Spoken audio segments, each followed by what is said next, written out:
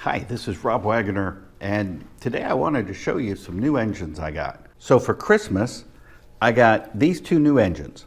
So new to me at least. So they're used engines. These are DC only engines.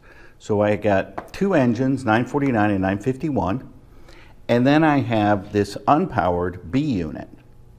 I'm going to unbox them and put them on my DCC track so that you can see how DC engines behave on a DCC track. I'll be back in just a minute. Hi, this is Rob again, and I'm back. I told you that I would come back after I unboxed my engines, and so I want to show these to you.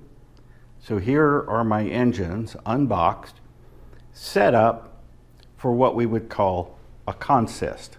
Let me tell you what happened between the time I said goodbye last time and I just came back. Different shirt, different day. The video I created that covered those before they were converted ended up being corrupt, so I couldn't use it at all. I tried video recovery software, it didn't work. And it was a big fight to get my money back because it didn't work. But what I wanted to show you was how these DC engines behave on a DCC track, because people, especially when they want to sell you an engine, will say, yeah, this DC works fine on your DCC track. Well, I wouldn't go that far. So I want to introduce you to this Santa Fe engine. This is a DC only engine. All the pickup is done in the front truck. The rear truck is drive only, and those are plastic wheels. I'm not fond of these because with only the front truck doing pickup, that means if I have any bad spots in the track, which are very common, this won't pick up power. But what I wanted to show you was the behavior of a DC engine on DCC. So the whole time we've been talking, the track has been off, but I want to show you the behavior of a DC engine on DCC. Okay, so I've moved all the other engines off the track because I want it quiet. And what I'm going to do is put the microphone over next to this engine, and I want you to hear what they call the singing of the engine. This is a DC engine on DCC.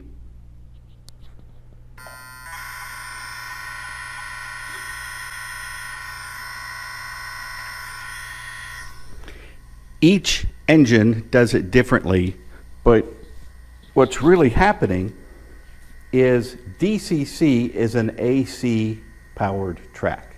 And we'll talk about that later. But this is a DC engine expecting a DC power curve, which goes from 0 to, say, 12 volts.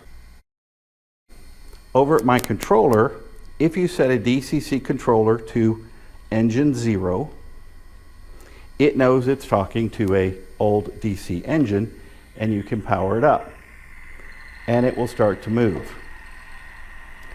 Now, it won't move fast. That's top speed, because we're really confusing the engine is what we're doing. We're confusing the electric motor.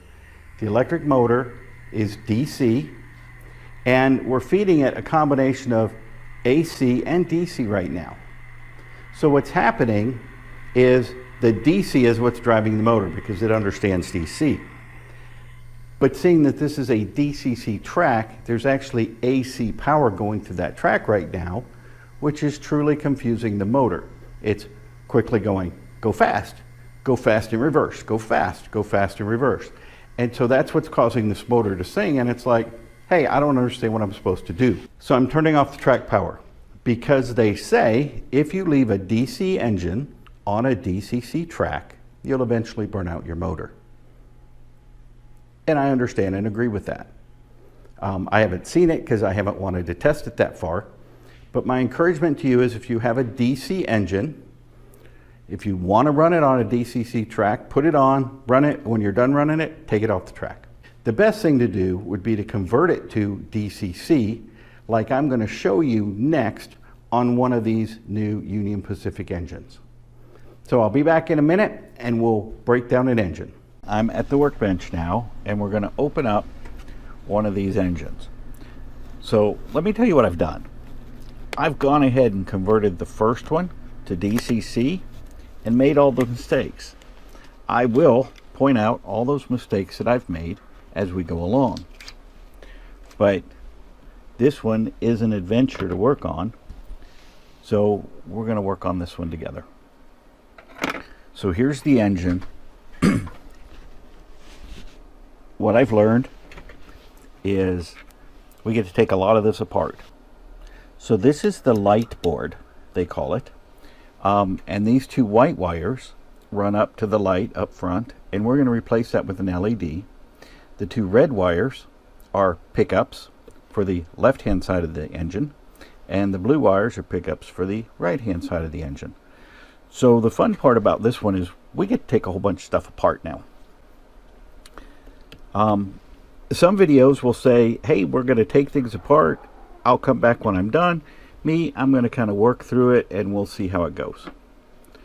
So step one, let's get this light board out. Now, this light board on the Proto 2000 is going away. We're not going to use that anymore. So the handy thing is, since I already know the answer to that one, we'll just clip this one out. The other handy thing is on the last one, I actually used this light board as a shelf to hang the components. On the last one, what I tried to do was follow the Digitrax decoder installation for the Proto 2000. It's KB887 on the Digitrax website, and I'll give you a link to that. And it said to cut away this opening in here and to put the decoder up front. Well, this Digitrax decoder I'm using,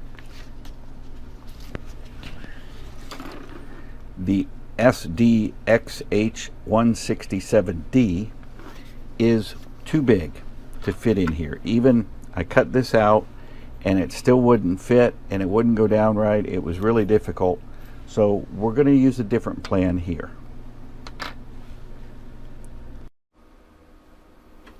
Okay, so I've made some progress since we last spoke. Again, if we remember article KB887, it talks about these wires could be red and black, or in my case, blue and yellow. And the frustrating thing is the blue one is supposed to connect to gray, and the yellow one's supposed to connect to orange. But when I do that, the engine runs backwards. Now, if you hook it up that way and you don't test it until it's all back together, don't worry. There's a configuration variable, a CV, that says, here's how you tell the engine to go the other way. And so you can deal with that. I ran into this on the last engine I did, so I just hand tied these together and tested it and found that I had to reverse them from the directions. So the direction said hook orange to yellow. For me, gray to yellow. And then blue to orange is also the right answer. Now, the other thing is this is not the decoder I started with. I started with the XH167, and the decoder I tried to use I had problems with on the first engine, so I swapped decoders. I tried that decoder again on this engine. Again, it wouldn't even operate. So I'm sending that back to Digitrax, and the great thing is they have a worry-free guarantee. So they'll swap that out for me. For now, I robbed one of my other engines so we could finish this discussion. Now this is the SDH166. This is the predecessor to the 167. So it's the same decoder, plugs in the same way. I'll pop it in this engine and run it until I get the new decoder. So I haven't done the lights yet. I'm going to go ahead and do them, solder these before I mess them all up, and I'll come back to you after that. Okay, so we're almost done. We've got it together, and I ended up putting the speaker right up front.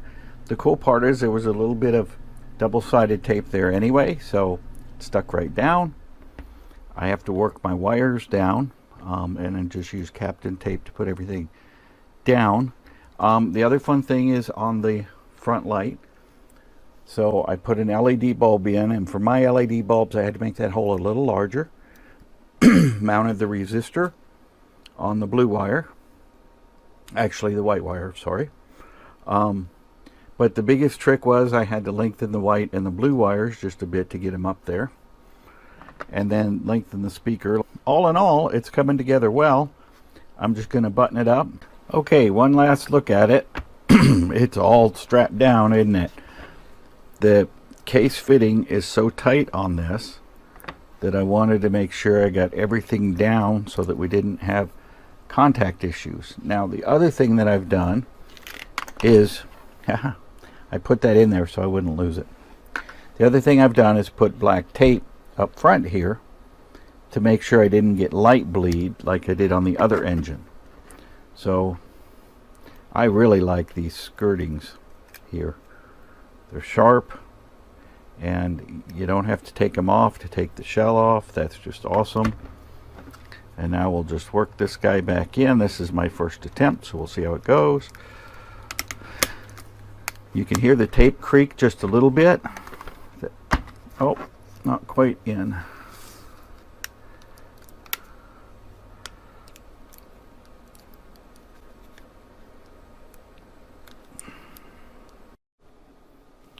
Okay, I'm back and I've been test fitting that. So the funny thing about this engine is right down the middle are all these bump outs, so the middle has to be clear. And that gave me a lot more space. I'm almost there. But we'll get this snapped in and then we'll run off and put it on the tracks. So I'll see you in a minute on the tracks. Okay, so here's 951 and it runs.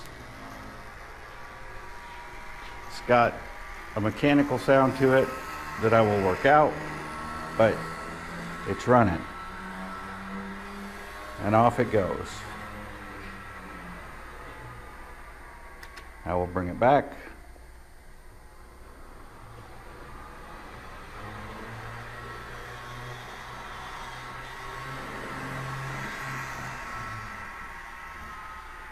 And there it is. So that's the decoder install on these Union Pacific engines.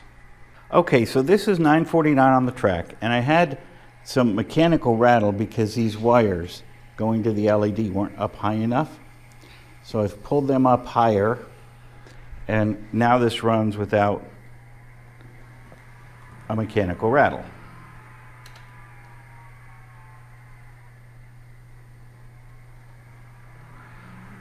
So I'll come back to you in a minute after I put the cover back on and we'll see the whole thing put together.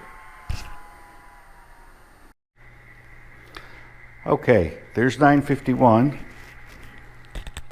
and I've got engine noise.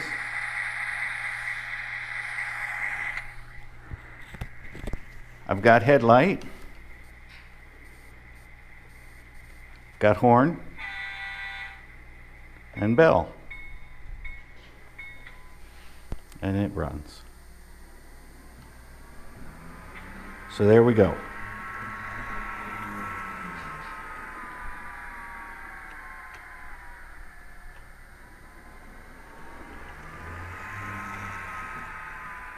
And I sure like DCC. They're so smooth and fun to play with. Okay, so there it is, and I'll be honest, this one was tougher than I expected. This was the toughest install I've done. These two, that is. But they're running now, and everything's great. So I'll talk to you next time.